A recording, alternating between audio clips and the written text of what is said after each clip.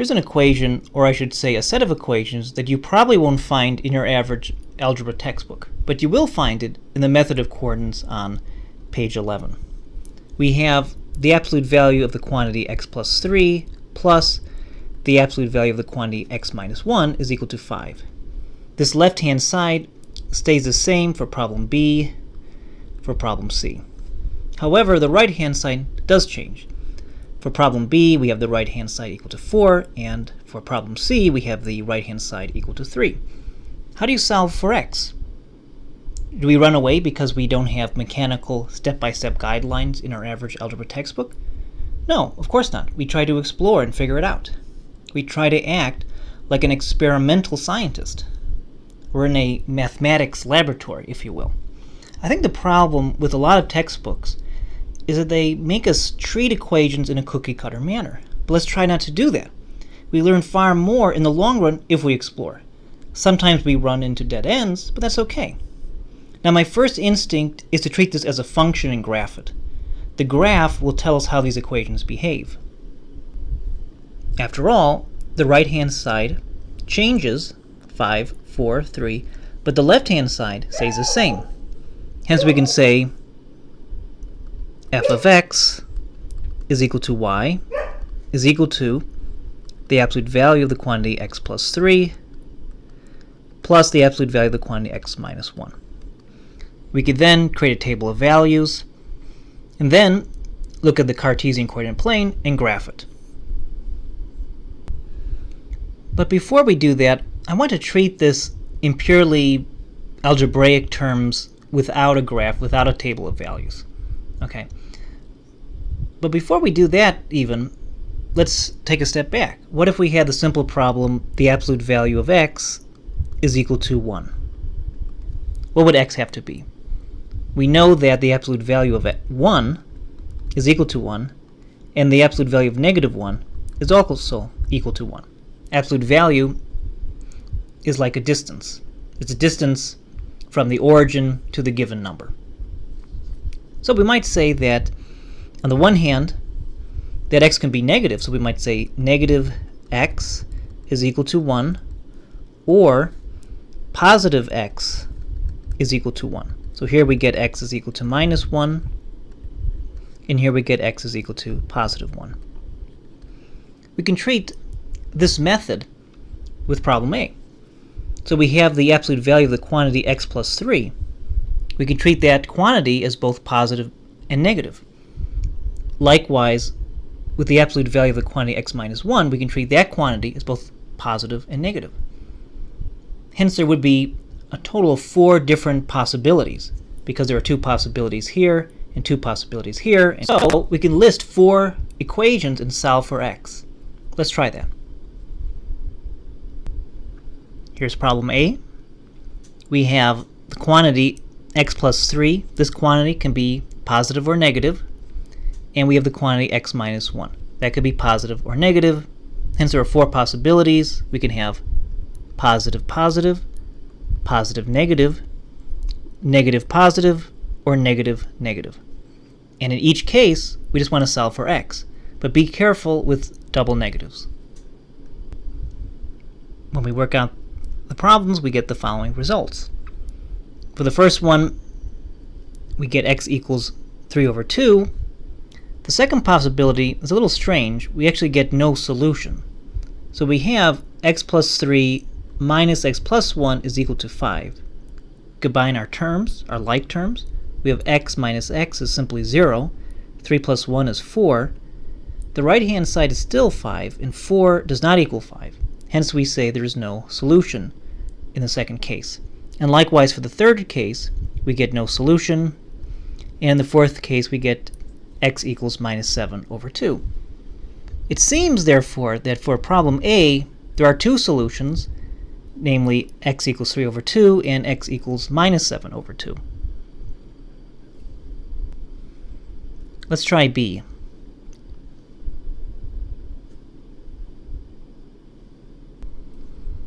For problem B, we have the same left-hand side, but this time the right-hand side is 4. We have the quantity x plus 3. That can either be positive or negative. and the quantity x minus 1 can be positive or negative. Hence we have 4 different possibilities here: positive, positive, positive, negative, negative, positive, and negative, and negative.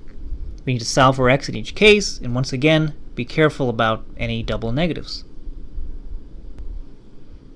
This time we also get a peculiar result. It's even more peculiar, actually. In the first case, in a straightforward manner, we can derive that x equals 1. But in the second case, when we do the math, the x's drop out. X minus x, of course, is 0.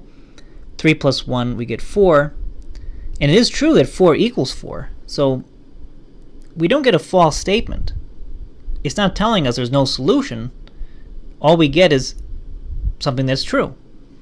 I think the graph will help us. Something peculiar is going on here. For our third case, we do get a contradiction.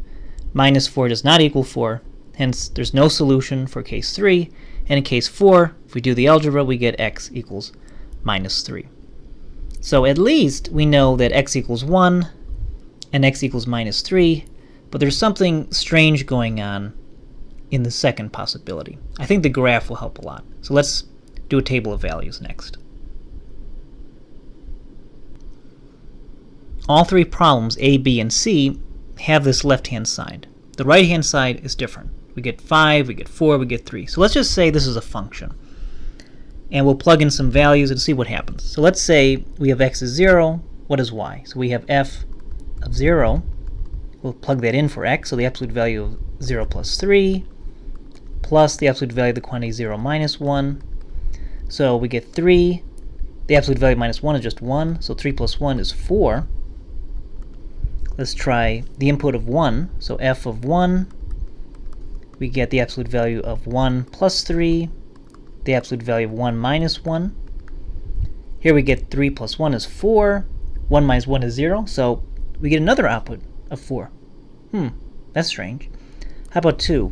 So f of 2, we get absolute value of 2 plus 3. The absolute value of 2 minus 1.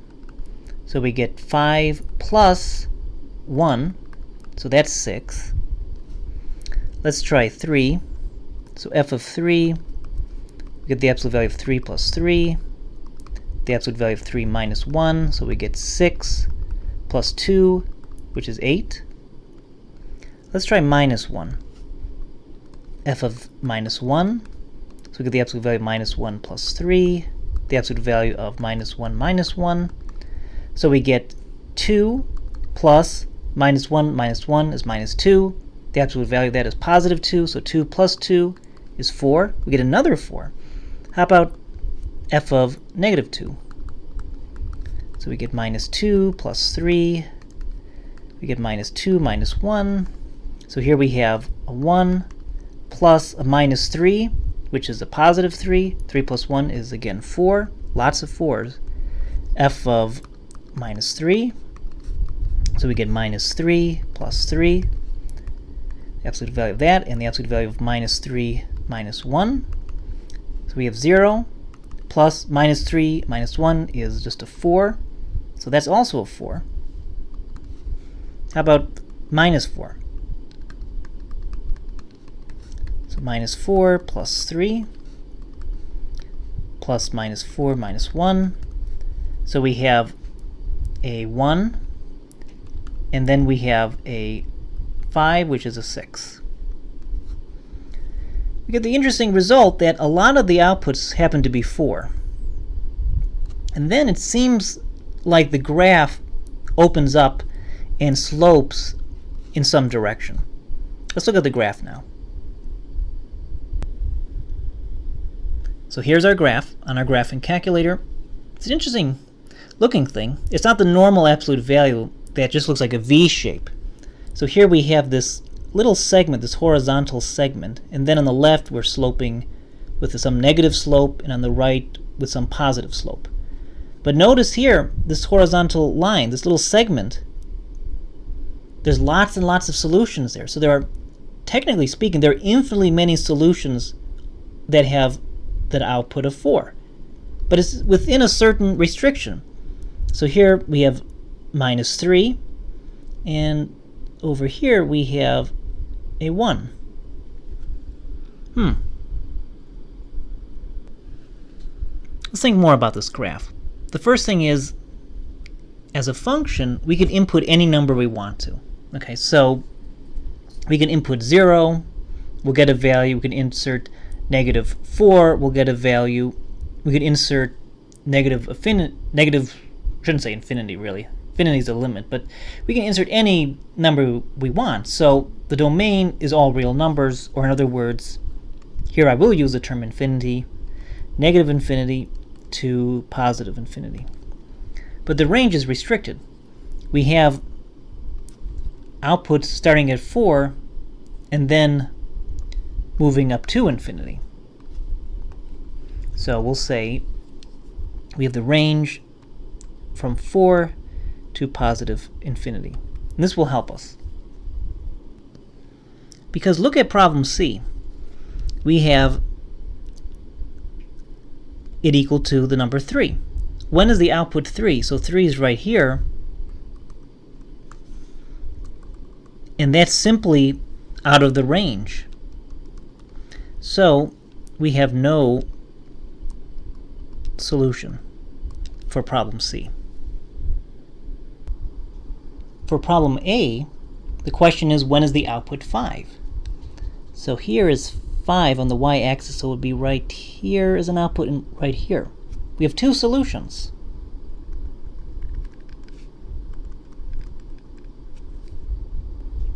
And remember, we got this solution when we did the algebra. We said x equals -7/2, which of course is the same thing as -3 5/10. And we got x is equal to +3/2, which is the same thing as 1 5/10. And we can see those points right now. Only two solutions, nothing else.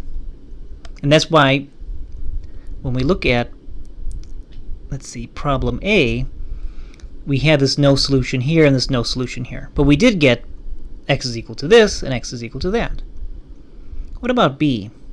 We have these two answers here, but we also have this odd true statement. So let's go to our graph. X is equal to 4. Well, there are infinitely many solutions, but it's within 2 points. It's within this point and this point. So you have lots of solutions, infinitely many solutions between these two important points. Hence, it's not just that we have two solutions, x equals 1, x equals -3, but there's infinitely many solutions within those 2 points. So in other words, we can say that x is between those 2 points. We can write a inequality, which is interesting if you think about it, because we started out with an equality, but our solution will be an inequality. So we have -3 is less than or equal to x is less than or equal to 1. Or if you want to write this with interval notation, we'll say it is between -3 and 1 inclusively. Pretty neat.